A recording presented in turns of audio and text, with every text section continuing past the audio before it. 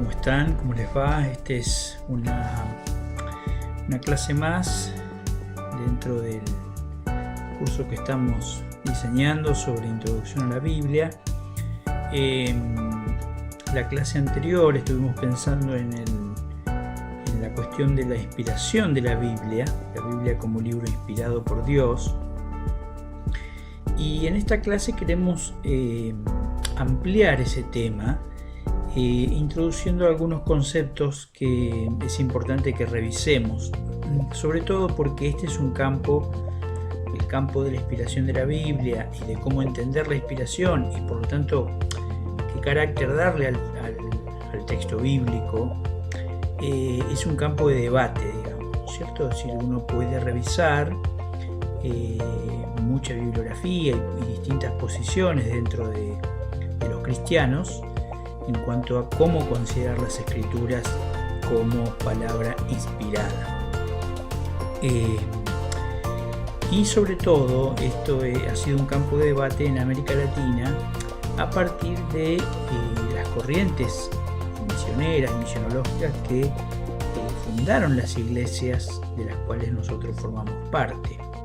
En general, el evangelicalismo, las iglesias evangélicas en América Latina han tenido un fuerte influjo de los misioneros norteamericanos. Fueron los misioneros norteamericanos los que fundaron buena parte de las iglesias en América Latina y le dieron a estas iglesias y a la teología que manejaba estas iglesias su impronta particular.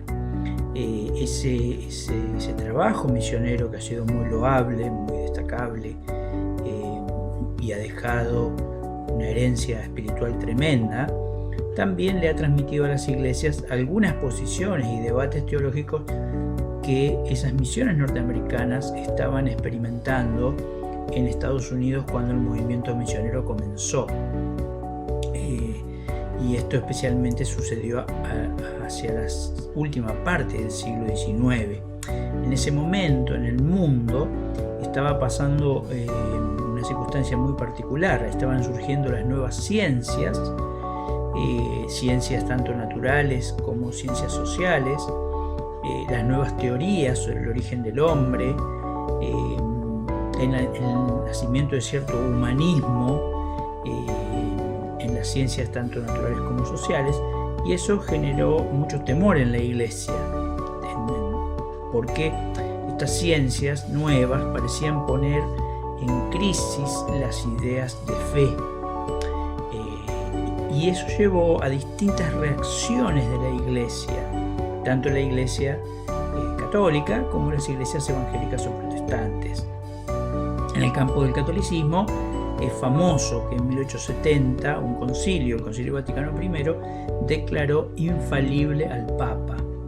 Es decir, que cuando el Papa habla desde su autoridad apostólica, no puede equivocarse. Esto lo hizo la Iglesia Católica como una manera de encontrar, frente a las nuevas teorías, a los nuevos descubrimientos, experimentos, hipótesis, un ancla firme para defender la fe de la iglesia, digamos, ¿no? Pensemos que eran los años de donde escribía Darwin, Su origen de las especies, Freud descubría el subconsciente humano y la estructura de la psiquis, y así, ¿no es cierto? Un montón de nuevos descubrimientos que traían mucha atención a la vida de fe. En el campo protestante, como no había un papa para atribuirle una autoridad incuestionable, se trabajó mucho hacia fortalecer la autoridad de la Biblia, y así surgió en los Estados Unidos, allá por 1870, 1880, un movimiento que se dio en llamar el fundamentalismo. Ese movimiento trató de encontrar un núcleo mínimo de afirmaciones de fe que serían consideradas incuestionables. Y a ese núcleo se le llamó los fundamentos, o en inglés the fundamentals. Y de allí surgió el apelativo para este movimiento de fundamentalismo, es decir, aquellos que se aferran a esos fundamentos. En lo que tiene específicamente que ver con la lectura de la Biblia y la doctrina de la inspiración, este movimiento se aferró a tres ideas centrales o nucleares. Primero, la inspiración verbal. La Biblia habla de inspiración, como vimos en el video anterior y en la clase anterior, pero ¿se acuerdan que habíamos dicho que el concepto de inspiración no prescribe un modo de transmisión? Es decir, la Biblia no explica en todos los casos, y lo hace en muy pocos casos, cómo se produjo ese proceso de transmisión desde Dios, desde el Espíritu de Dios, ese soplar divino hacia los seres humanos. Bueno, este movimiento trató de dar más certeza a ese proceso y entonces empezó a hablar no solo de inspiración, sino de inspiración verbal. ¿Qué quería decir esto? Que cada palabra de la Escritura debía ser considerada como transmitida verbalmente por Dios al escritor humano. Es decir, de donde aparece una determinada palabra, esa palabra no la eligió el escritor humano para expresar un concepto, una idea, sino que le fue transmitida como palabra, ¿no es cierto? Es decir, la palabra estaba allí no porque el autor, usando su raciocinio, su discernimiento espiritual, inspirado, pero discernimiento al fin, elegía una u otra palabra, sino que había una transmisión verbal. El segundo elemento que este movimiento reforzó fue el de la inerrancia. Este movimiento creó una palabra para hablar de las Escrituras, y ese concepto fue el de inerrancia, que la Biblia es inerrante. ¿Por qué esto? ¿Por qué la inerrancia? Porque justamente estaban apareciendo las ciencias humanas más desarrolladas, obviamente ciencia que hace mucho que hay en el mundo, pero las ciencias con el método científico, la contrastación, la prueba, la evidencia, etcétera, etcétera, etcétera, y algunos, sobre todo en la primera etapa del desarrollo científico positivista, digamos, siglo XVIII, XIX, algunas hipótesis y teorías que se estaban manejando parecían ponerse directamente en entredicho con la Biblia. La más famosa es la teoría de la evolución. Entonces, ¿cómo asegurar la verdad bíblica? Entonces, estos movimientos pensaron que la mejor manera de hacerlo era diciendo que la Biblia es inerrante.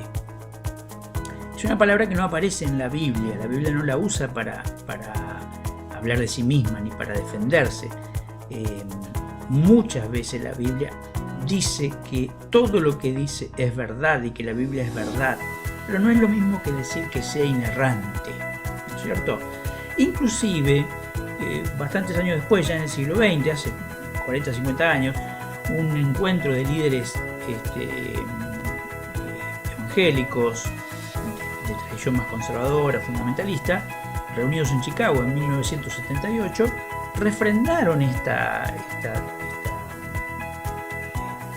teoría teológica, digamos, este concepto teológico de inerrancia, e inclusive dijeron que la Biblia no solo es inerrante cuando habla de cuestiones teológicas o salvíficas, sino que es inerrante cuando habla de cualquier tema que pudiera estar relacionado con las ciencias, tanto naturales como humanas.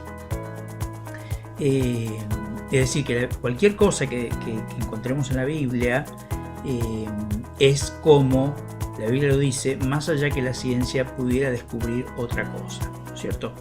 Y eso llevaba al tercer elemento que usaba esta tradición, que es el elemento de la interpretación literal, ¿no es cierto? Entonces tenemos inspiración verbal, palabra por palabra, dictado, digamos, inerrancia, La Biblia no se equivoca en ninguna cosa que diga sobre cualquier tema que hable, y por lo tanto la Biblia tiene que, la única manera valiosa o legítima de interpretar la Biblia es interpretarla literalmente, ¿cierto?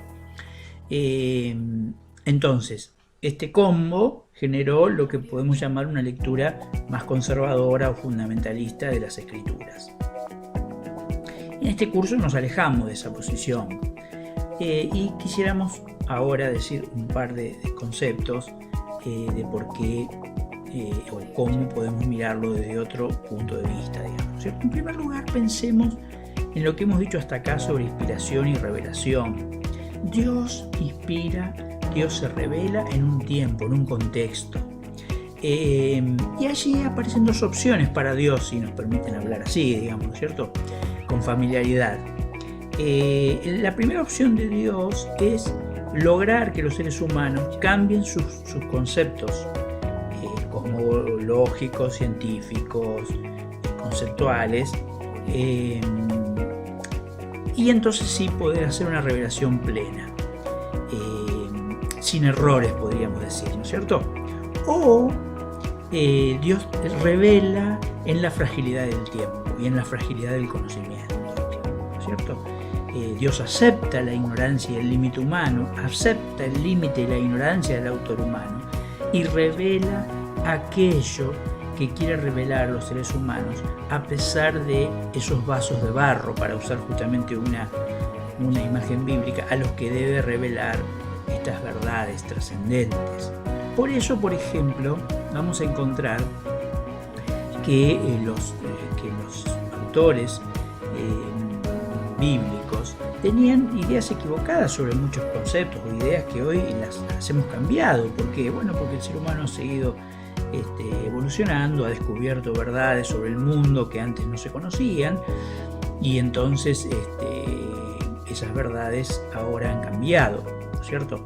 Por ejemplo, la descripción de Génesis del mundo nos plantea un cielo sólido, el firmamento, de ahí viene la palabra firmamento, y cuando uno va a Génesis 1 y dice que Dios creó el firmamento, el verbo que se usa allí es martillar, porque la idea que tenían los antiguos era que el firmamento era una bóveda. De hecho, la impresión del sentido común cuando uno se para y mira al cielo es que es una bóveda azul, sólida. Hoy sabemos que no es así, que es un espacio gaseoso, digamos, ¿no? hasta el espacio exterior, lo que llamamos la atmósfera, y por la refracción de la luz sabemos hoy que genera esa sensación de bóveda. Bueno, en la antigüedad se creía que era una bóveda, y Dios no se pone a luchar con ese concepto limitado que tenían esos pueblos, sino que revela una verdad trascendente, una verdad más profunda, más significativa, por medio de esos moldes más limitados.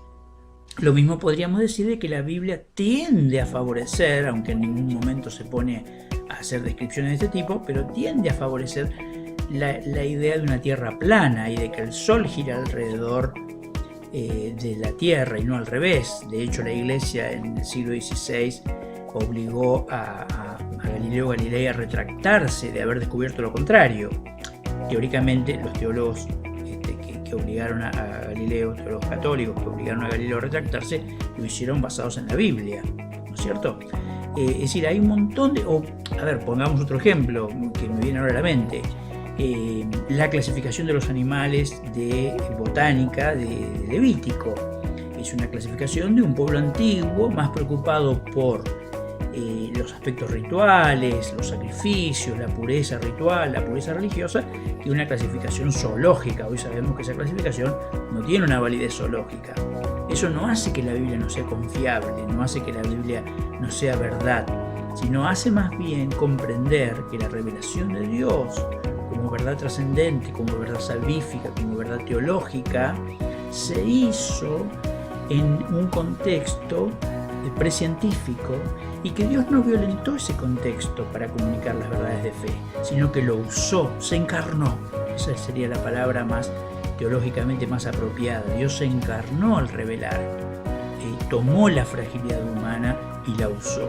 Eso está relacionado con un segundo aspecto que tenemos que considerar, ¿qué es el concepto del propósito de la Biblia? ¿Para qué se escribió la Biblia? ¿Cuál es el propósito de la Biblia? Bueno, la Biblia no es un tratado científico, tampoco es un tratado histórico.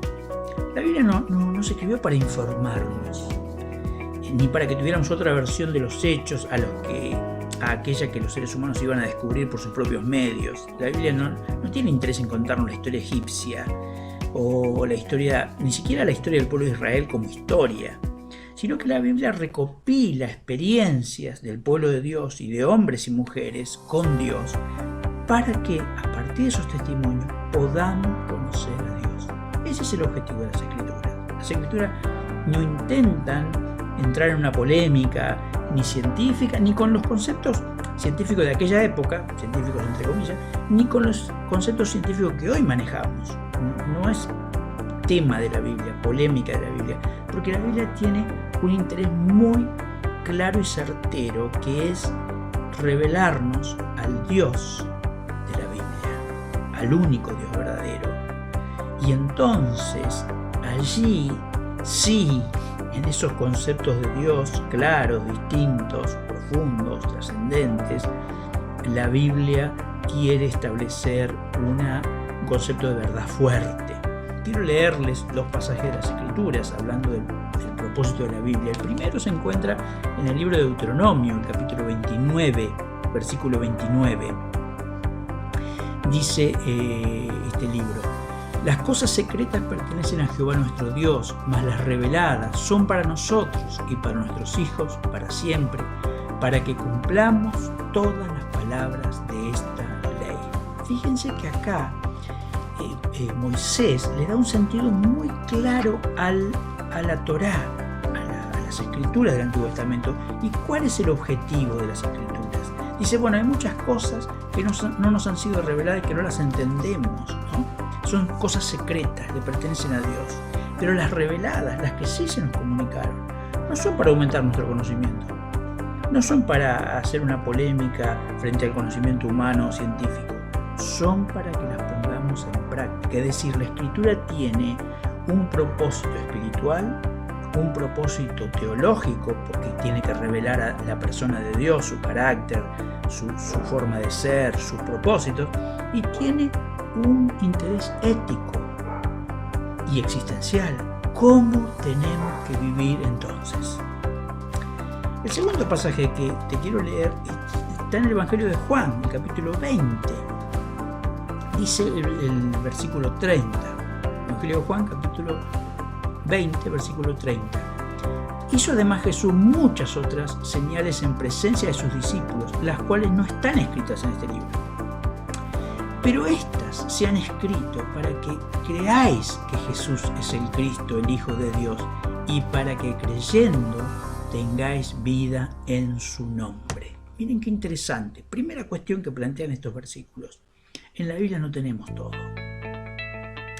Ni siquiera tenemos todas las palabras y hechos de la vida de Jesús, sino que tenemos algunos que nos han sido seleccionados, ¿no? Hay un trabajo del autor divino, el Espíritu Santo, y del autor humano, que como veíamos en el prólogo de Lucas, eligió, seleccionó y ordenó. Y el autor divino nos ha revelado ciertas cosas. Estas cosas se han escrito para que creáis. No fueron escritas para convencernos, no fueron escritas para polemizar, no fueron escritas para establecer una verdad científica frente a otras posibles verdades, sino que fueron escritas para que creamos en el Hijo de Dios. Entonces, la revelación y la inspiración, en su confiabilidad, están centradas en la persona de Dios, su propósito salvífico, sus acciones, su manera de ser y el modo en que podemos conocerlo y vivir, recibir la salvación y vivir en obediencia a Él.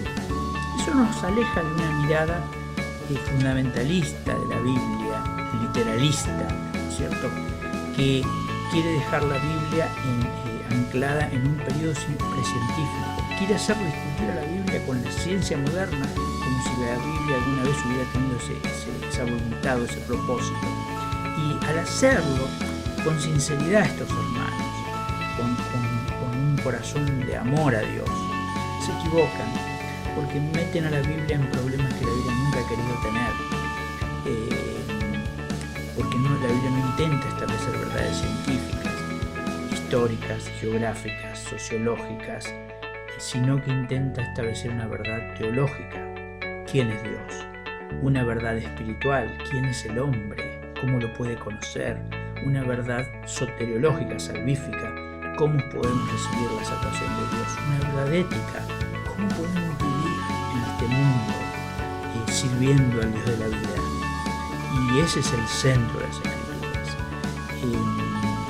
Y ese centro de las Escrituras deriva de una idea de inspiración, donde un Dios bondadoso, un Dios encarnado, habla a hombres y mujeres en el tiempo, aceptando la limitación de esos hombres y mujeres en su conocimiento, en su comprensión, en su sabiduría, en su inteligencia, en su comprensión del mundo, pero la obra eficaz del Espíritu hace que en medio de esos vasos de barro la verdad revelada, la verdad que Dios quiere comunicar, se mantenga incólume, se mantenga transparente, se mantenga útil, eficaz, ¿no es cierto? Y entonces podemos decir, toda la Escritura es inspirada por Dios y es útil para convencernos, ¿no es cierto?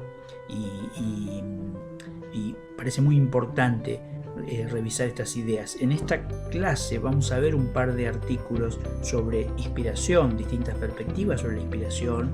Vamos a quedarnos en este tema. También vamos a ver algunos artículos sobre inerrancia y qué implica sostenerla o no. Así que bueno, esperemos que este tema, que es tan tenso y tan polémico, también nos resulte en enriquecer nuestra mirada y nuestra lectura de la Biblia. Que disfruten la clase.